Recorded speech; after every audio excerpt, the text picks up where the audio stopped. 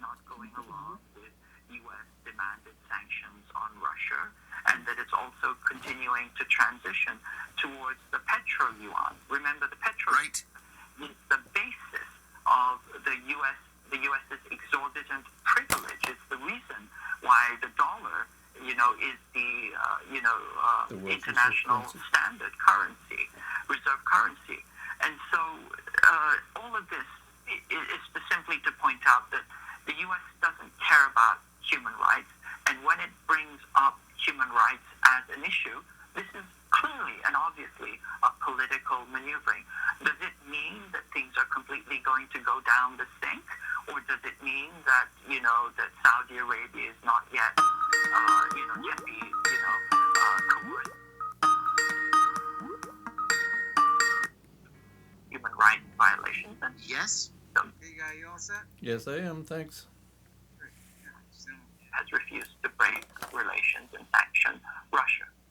That is the bottom line right there. Yeah, we had no problems with the Indians until just the last couple of weeks. We're going to leave it there. That was the voice of KJ No. He is a scholar, educator, and journalist focusing on political economy and the geopolitics of the Asia-Pacific region, and he's a member of Veterans for Peace. You're listening to Political Misfits. We'll take a short break and come right back.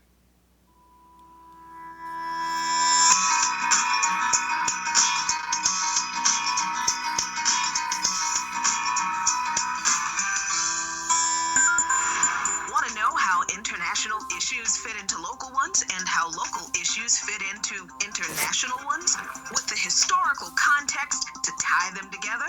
We're bringing it to you all by any means necessary. Tune in weekdays from 2 to 4 p.m. Eastern Standard Time to hear me, Jackie Lukman, alongside my co-host Sean Blackman. By any means necessary, your guide to connecting the social, political, and economic movements shaping the world around us. That's who we are talking. And Michelle both started. 24 hours a day, 7 days a week. You are listening. We give you the most essential out of the endless information space. Radio Sputnik, telling the untold.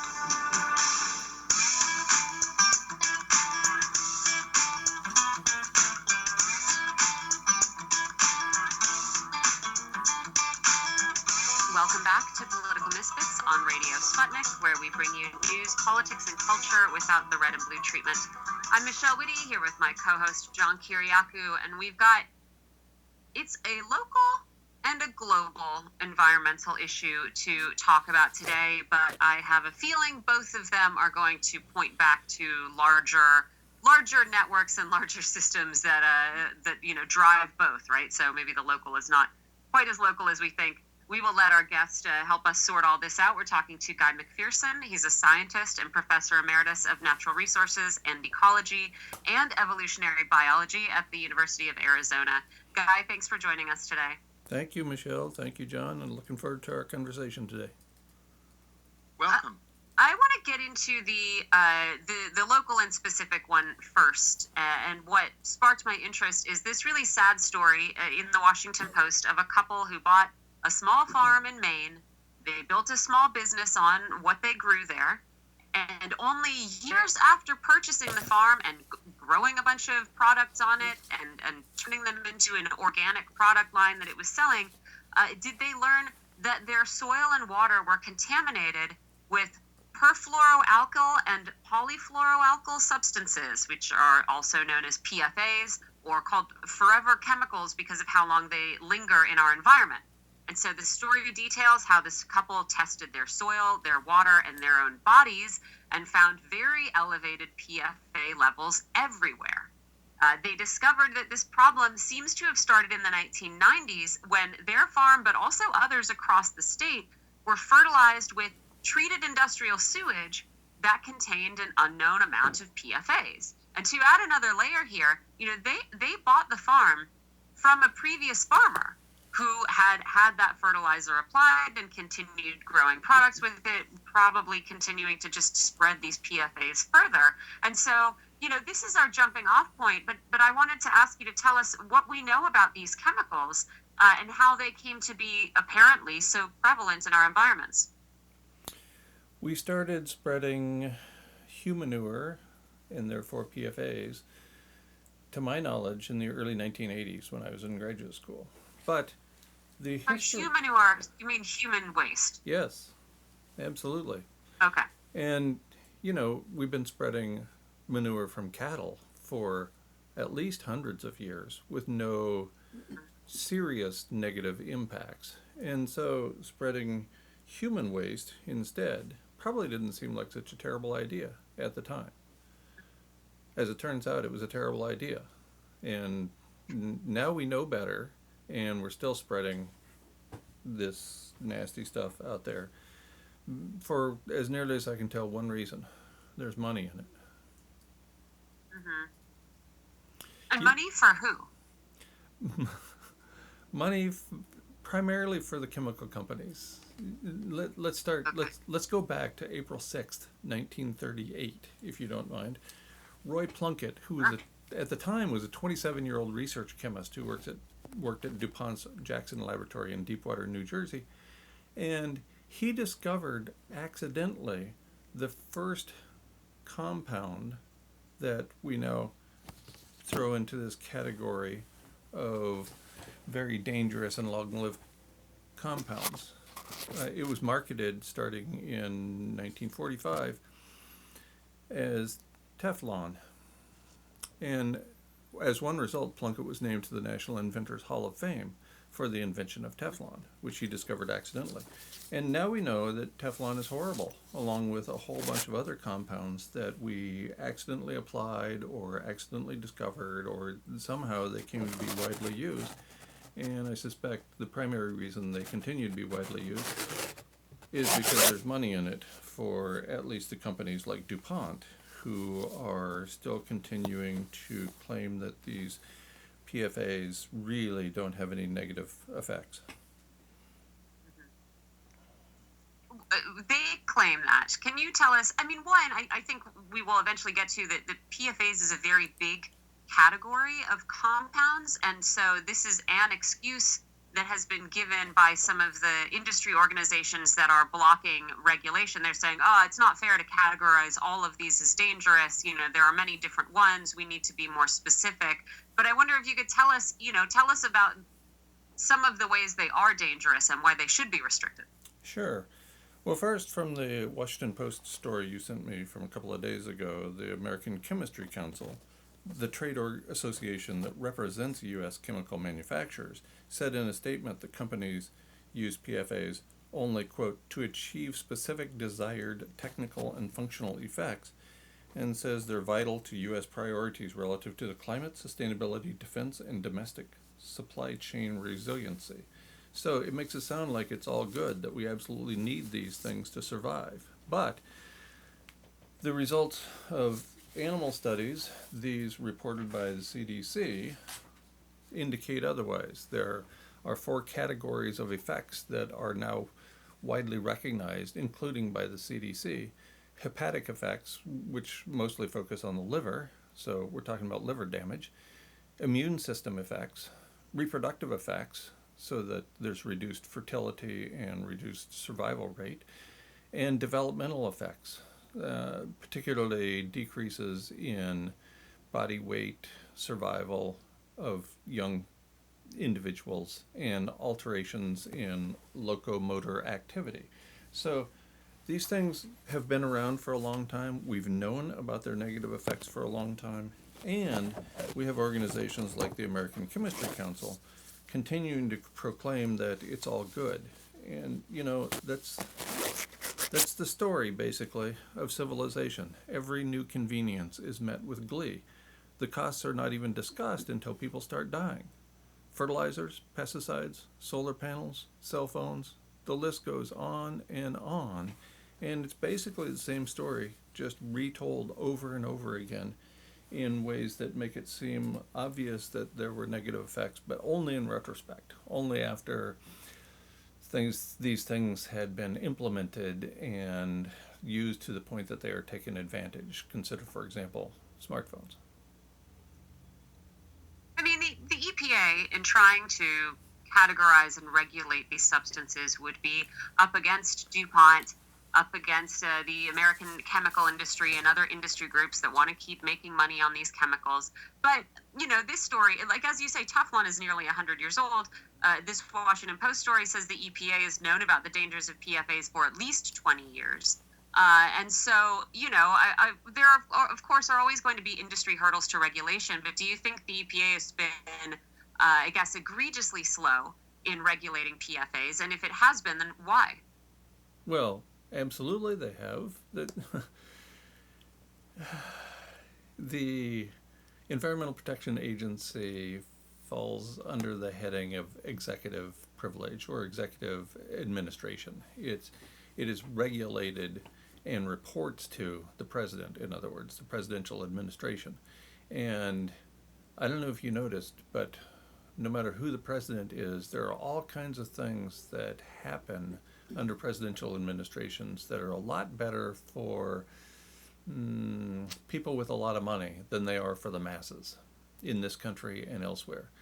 A June 20th, 2018 ProPublica article indicated that the CDC report recommends an exposure limit for various of these PFA compounds that are 10 times lower than the U.S. Environmental Protection Agency's current limit.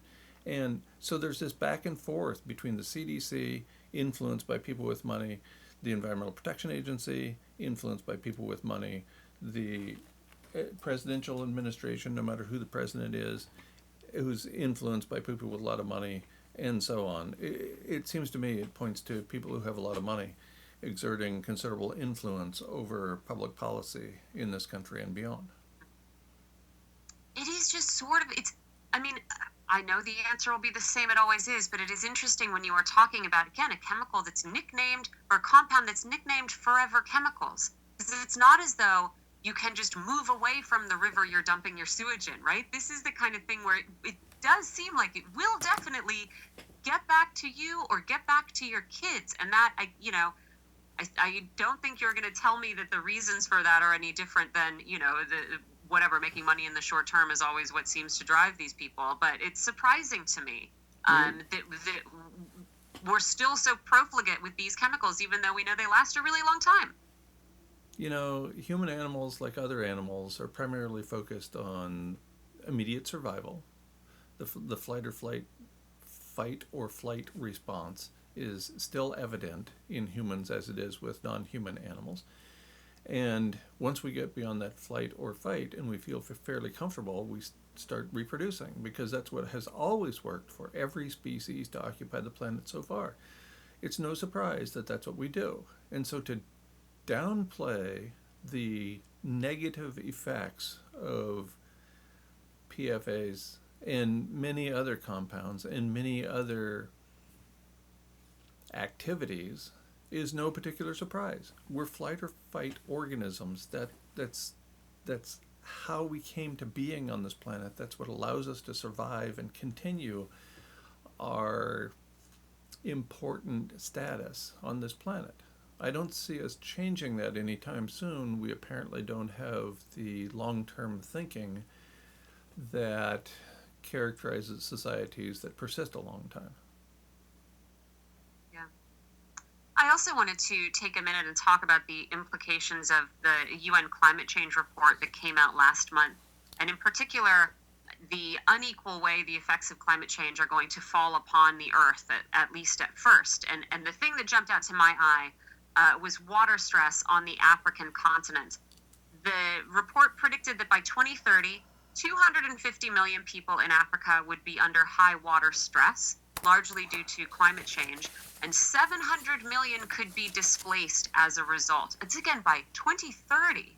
And this is half the continent's population, and on a continent that has produced less than 4% of the global emissions that are driving this problem. And I just felt like, of course, we talk about climate inequality, we talk about racial inequality when it comes to the effects of climate change, but these figures really drove home, I think, how I would say criminal it is for Western industrialized countries to be so stingy when it comes to funding the countries we've already historically exploited just to manage this climate change. And, we are making other people pay very dearly for our consumer appetites and for the economy that we structured. And so I don't have a question necessarily, Guy. I just wanted to ask what these figures say to you, and what you think would be a true moral response from the West.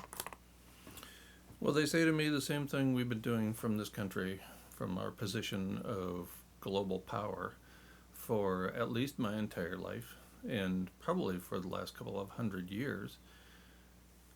We're in a position of power. We tuck ourselves into bed at night, comfortable that somebody else, most notably the commander-in-chief, sometimes known as the president of this country, is going to protect us. And that protection comes in various forms. It comes in the form of ensuring that we have oil, the most important fluid ever discovered in the history of Homo sapiens on Earth.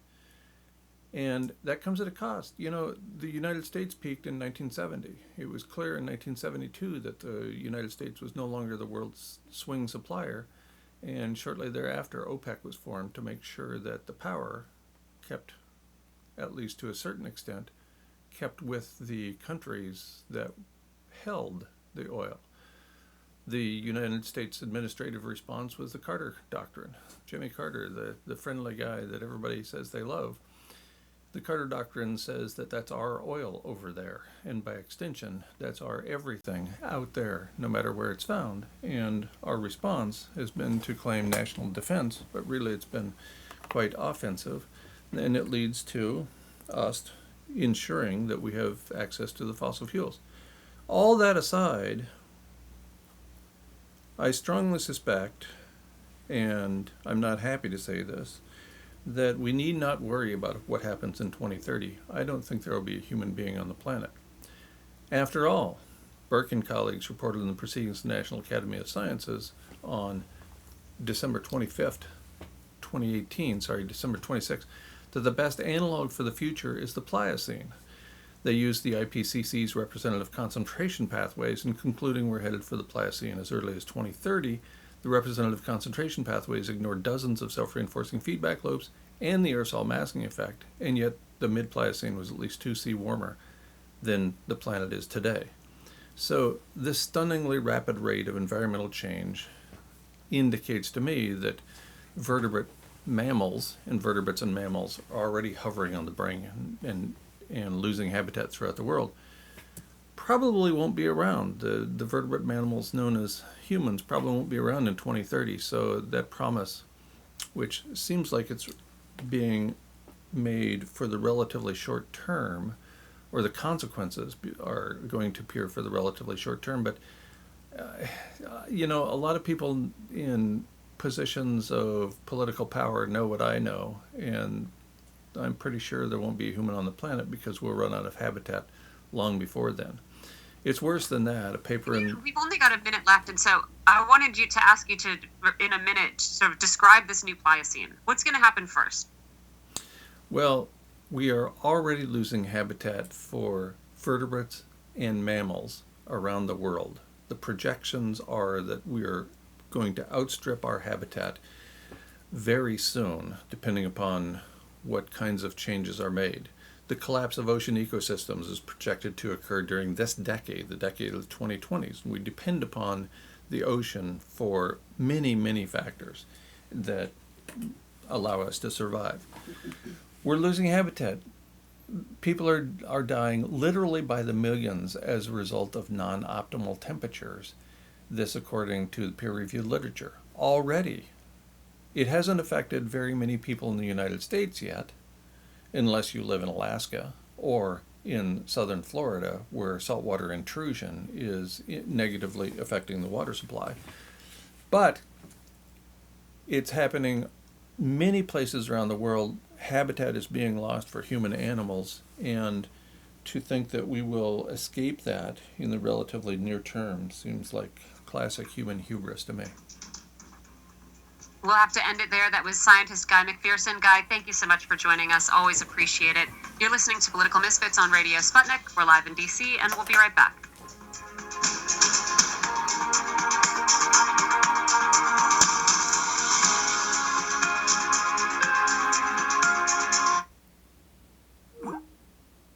final word for your members? I hate to say that, and it makes me come across as some sort of goofball, right? Even though I'm citing the peer-reviewed literature. So it's so bizarre.